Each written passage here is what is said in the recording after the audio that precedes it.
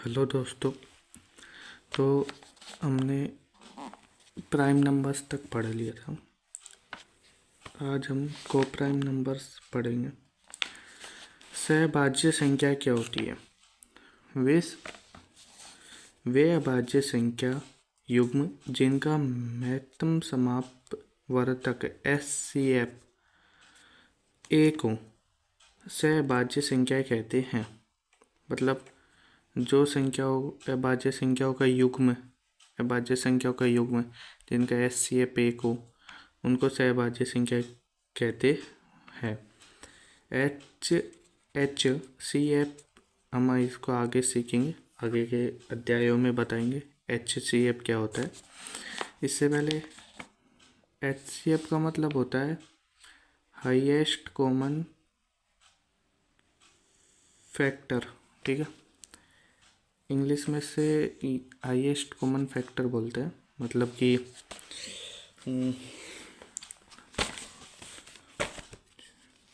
मतलब कि जैसे दो और तीन है, इनके जो गुणनखंड होंगे उनका गुणनखंड में जो कॉमन उभयनिष्ठ होगा वो हाईएस्ट होना चाहिए।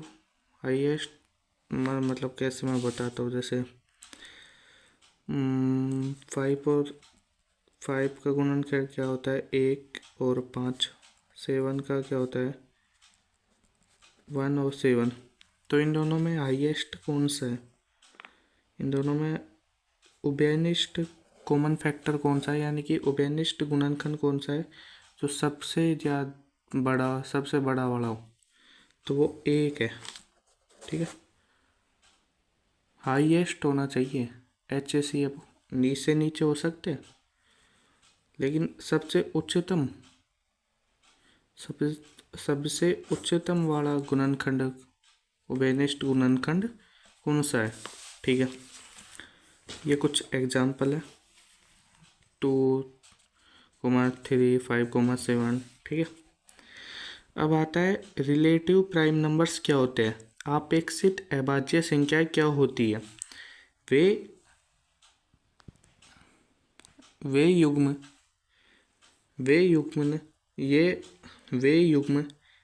चाहे भाज्य संख्या हो चाहे अभाज्य संख्या हो जिनका HCF एक हो आपेक्षित अभाज्य संख्या कहलाती है।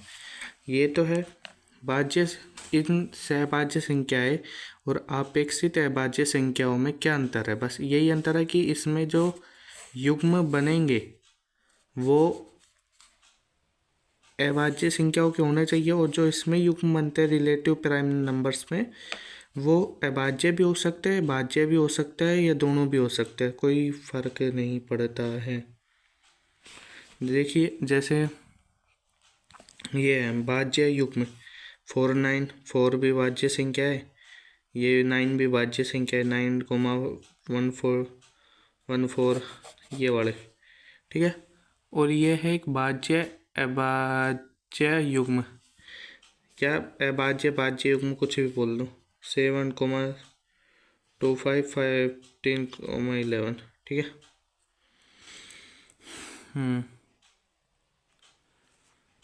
ठीक है, अब आगे देखते हैं।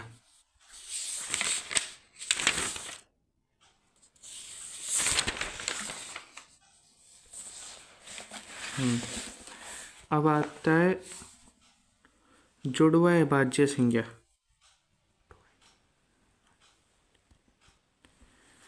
वे अभाज्य संख्याओं के युग्म जिनमें 2 का अंतर हो जुड़वा अभाज्य संख्या कहते हैं। उन प्राइम नंबर्स को युग्म लेते हैं जिनके बीच में 2 का अंतर हो। ठीक है, जैसे 5,7 में 2 का अंतर है, 11,13 में 2 का अंतर है, 29,31 में 2 का अंतर है, 59,61 में 2 का अंतर है, ऐसे। ठीक है।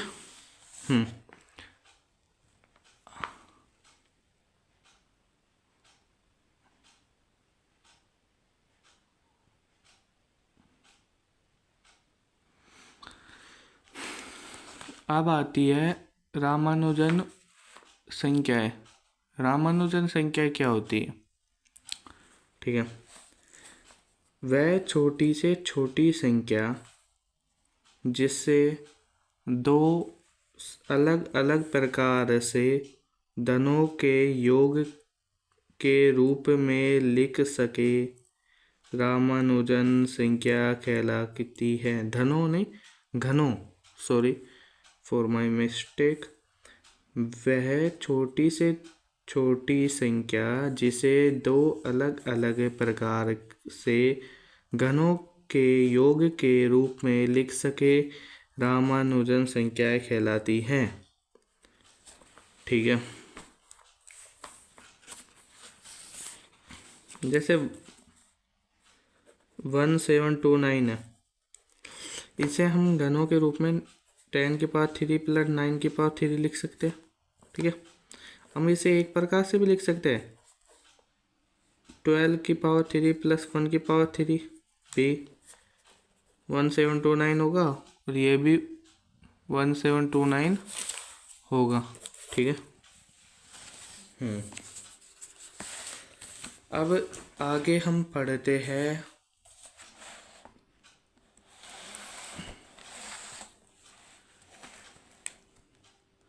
परिपूर्ण संख्याएं, परफेक्ट नंबर्स।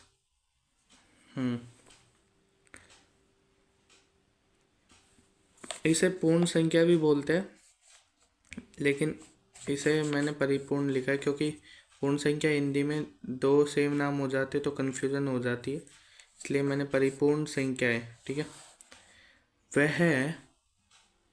वह धनात्मक प्राकृत संख्या जिनके गुणनखंडों का योग स्वयं को छोड़कर पुनः वही संख्या हो परिपूर्ण संख्या कहते हैं। कैसे, एक बार और देखते हैं।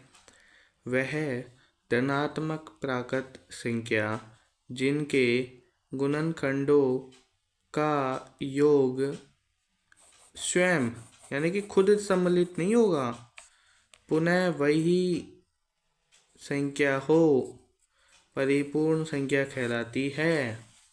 कैसे, जैसे 6 है, जैसे 6 है, 6 के गुणनखंड क्या होते हैं, 1 2 3 और 6, लेकिन गुणनखंडों का योग 1 प्लस 2 प्लस 3 प्लस 6, लेकिन खुद वो संख्या सम्मिलित ना हो, मतलब 1 प्लस 2 प्लस 3 इनका योग बराबर 6, तो मतलब ये परिपूर्ण संख्या यानी कि परफेक्ट नंबर है। ठीक है, और सबसे छोटा परिपूर्ण संख्या 6। ठीक है,